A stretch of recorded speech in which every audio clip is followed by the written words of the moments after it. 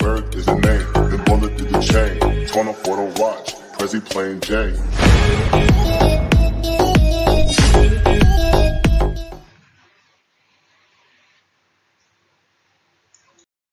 Bismillahirrahmanirrahim. Assalamualaikum warahmatullahi wabarakatuh. Apa kabar anak-anak? Sehat semuanya ya. Mudah-mudahan kita selalu sehat walafiat dan berada dalam lindungan Allah Subhanahu wa Ta'ala.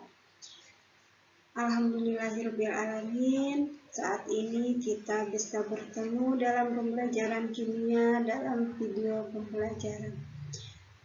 Sebelum kita mulai, Ibu perkenalkan dulu, nama Ibu Lia Emilia, dan Ibu punya moto yaitu melangkah pasti dengan Bismillahirrahmanirrahim.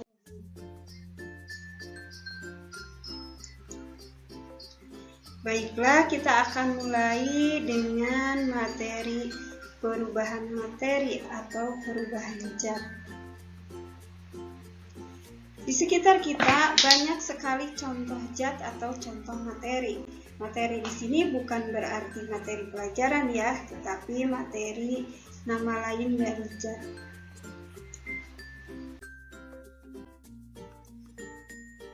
Yang akan Ibu tanyakan adalah, apakah suatu materi bisa berubah? Suatu materi bisa berubah menjadi materi lain?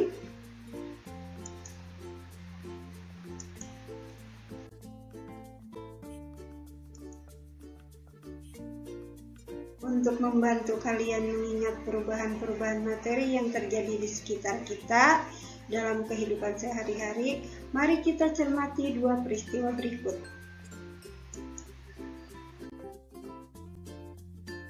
Yang pertama adalah pembakaran kayu, dan yang kedua es mencair. Setelah kita cermati dua peristiwa di atas, sekarang kita identifikasi, adakah perbedaan dari kedua perubahan tersebut? Pada pembakaran kayu, yang terjadi adalah kayu berubah menjadi arang, warna kayu berwarna coklat menjadi arang berwarna hitam, dan setelah menjadi arang tidak bisa berubah kembali menjadi kayu. Sedangkan pada es mencair, perubahan yang terjadi adalah es berubah menjadi air, tidak ada perubahan warna, es berwujud padat berubah menjadi air yang berwujud cair, dan setelah menjadi air bisa dibuat kembali menjadi es.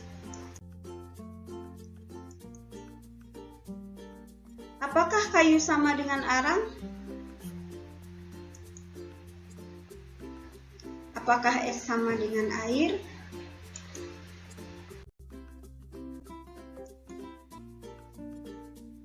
Kayu dan arang adalah zat yang berbeda ya. Berarti terbentuk zat baru yaitu arang. Dari perubahan atau peristiwa pembakaran kayu terdapat perubahan zat yaitu dari kayu menjadi arang. Sedangkan pada es mencair, es dan air adalah zat yang sama, berarti tidak terbentuk zat baru.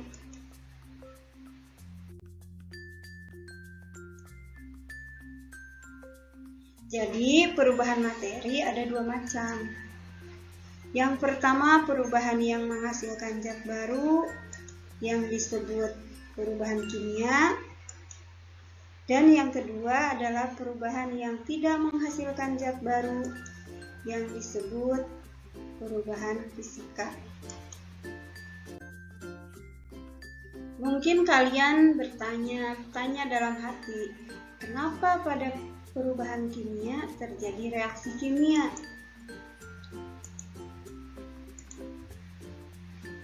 Tentu kalian sering dengar tentang reaksi kimia kan? Apakah yang dimaksud dengan reaksi kimia? Siapa yang ingat? Reaksi kimia adalah proses perubahan zat-zat yang bereaksi menjadi zat-zat hasil reaksi yang disebut dengan produk, yaitu zat baru.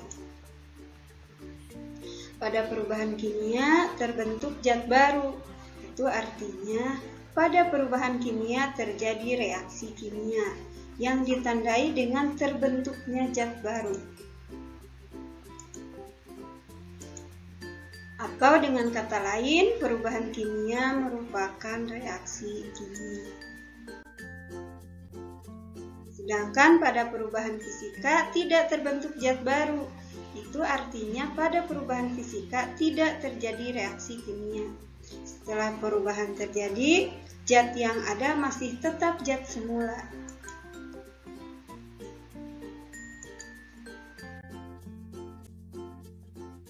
Bagaimanakah cara membedakan perubahan fisika dan perubahan kimia? Ada yang tahu? Baik perubahan fisika maupun perubahan kimia mempunyai ciri-ciri yang bisa diamati. Pada perubahan fisika, ciri-cirinya adalah karena pada perubahan fisika tidak terbentuk zat baru, maka perubahan hanya meliputi perubahan wujud, yang kedua perubahan ukuran, yang ketiga perubahan bentuk, dan yang terakhir adalah perubahan massa atau berat. Sedangkan ciri-ciri perubahan kimia, reaksi kimia atau perubahan kimia yang terjadi bisa diamati dengan ciri pertama adanya perubahan warna, adanya perubahan suhu, terbentuk gas, terbentuk endapan, dan adanya perubahan rasa. Di sini ciri adanya perubahan rasa Ibu kasih warna merah karena itu mengandung peringatan. Untuk mengidentifikasi ciri perubahan kimia dengan adanya perubahan rasa, itu harus sangat hati-hati karena tidak bisa dilakukan untuk semua zat. Kalau semua zat kita identifikasi dengan rasa, maka itu akan berbahaya karena di luar sana banyak sekali zat-zat yang beracun, zat-zat yang tidak boleh diidentifikasi dengan rasa. Oleh karena itu, adanya perubahan rasa itu khusus untuk zat-zat yang aman dikonsumsi. Jadi harus hati-hati ya kalau kita mau mengidentifikasi perubahan rasa pada suatu perubahan kimia atau reaksi kimia. Sekarang kita lihat contoh-contoh perubahan materi berikut. Ada batu kerikil, batu menjadi kerikil, ada besi berkarat. Batu menjadi kerikil adalah perubahan fisika, karena yang berubah itu hanya ukurannya saja. Sedangkan pada besi berkarat itu adalah perubahan kimia, karena adanya perubahan warna.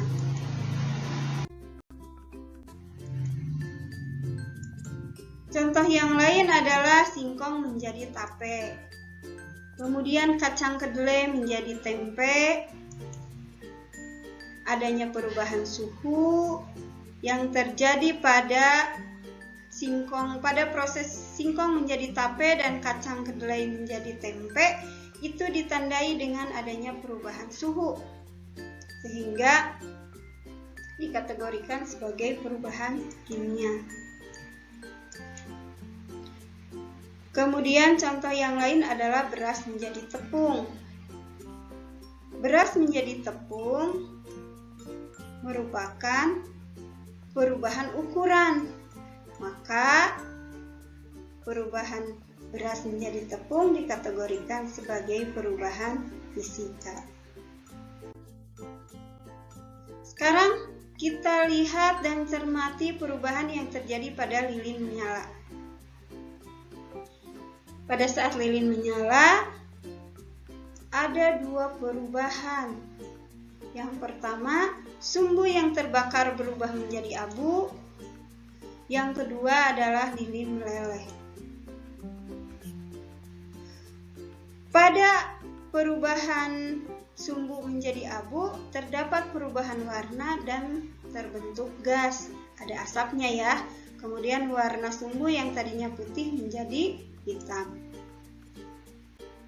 Maka perubahan sumbu yang terbakar menjadi abu itu adalah perubahan kimia.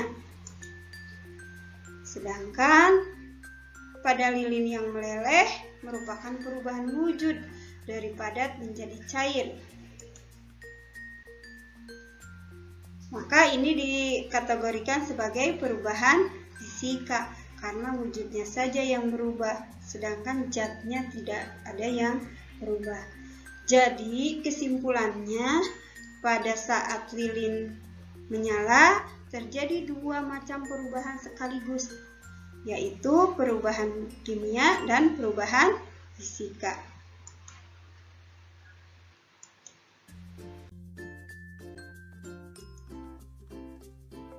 Masih banyak contoh-contoh perubahan fisika dan perubahan kimia yang terjadi dalam kehidupan sehari-hari. Kalian bisa temukan di sekitar rumah atau berbagai gejala alam yang terjadi yang bisa kalian amati.